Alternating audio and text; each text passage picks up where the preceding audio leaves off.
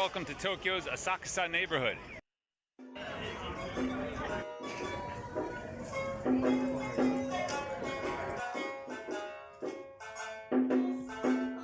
Asakusa is home to the iconic Sensoji, Tokyo's oldest and orangest temple.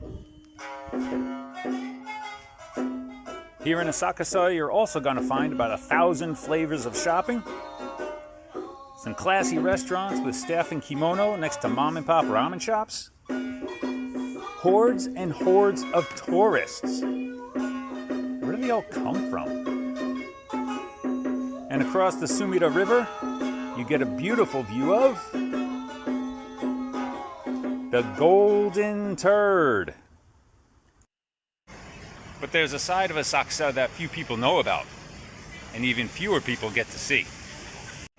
Back in the 17th century, the area north of Sensoji Temple was known as Yoshiwara.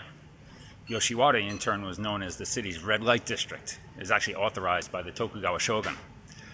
Of course, over time, things change, and it doesn't really look like that anymore. But here and there, you do see pockets of that tradition. Tonight, we're going to see one of those. We're here at a special place called Ryotei Miyakodori.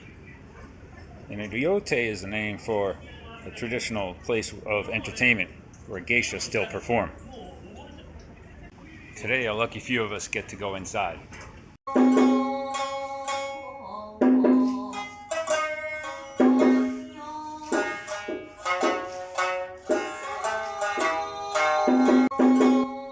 Partying with geisha means really good food, lots of beer and Japanese sake, and conversation where the geisha pretend to like your stupid jokes. Once the geisha have had enough of laughing at your stupid jokes, the entertainment starts.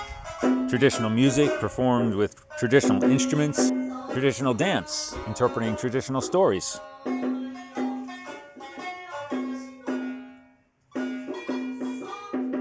Now, of course, the sake was really good, but I might have to say the best part of the evening were the games that we played with the geisha.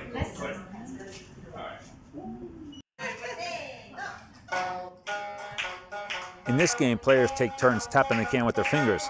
Until one player takes the can away, the other player has to knock the table with their knuckles. And it's in time with the music that gets faster and faster, and it's really funny because it's a lot harder than it looks.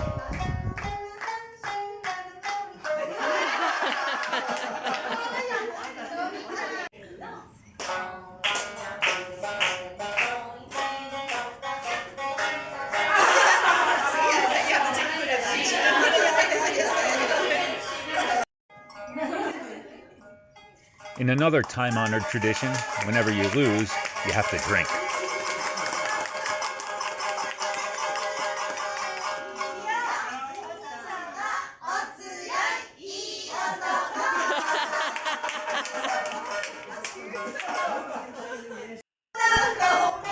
This game is like rock, paper, scissors, except it's tiger, hunter, old woman. First you have to do this dance that I couldn't understand and couldn't get right. Then when it's time, you jump out, and the hunter shoots the tiger mauls the old woman, but the old woman beats the hunter because the hunter is too nice to shoot the old woman.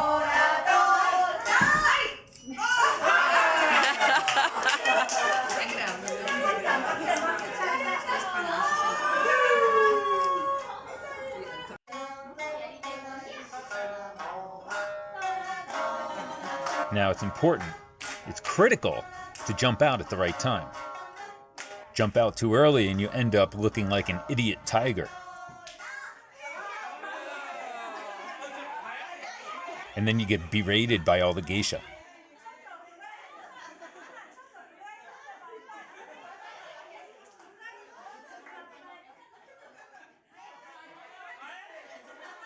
And then comes more time-honored tradition.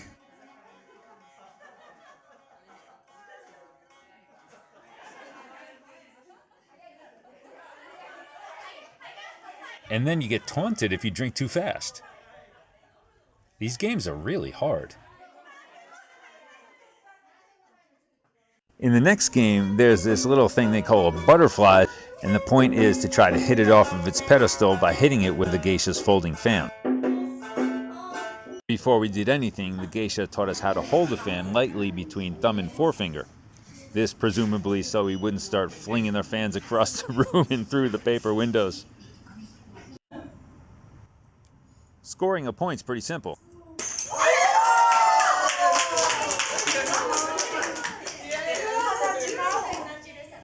Here's how not to score 1 point.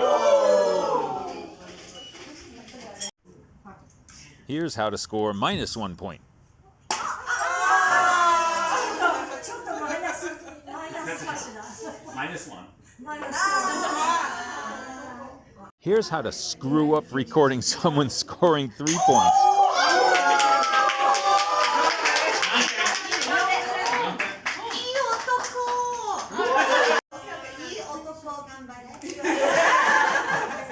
I think normally in this game, just like the others, if you lose, you're supposed to drink. But I think by this time they figured, this guy has had enough.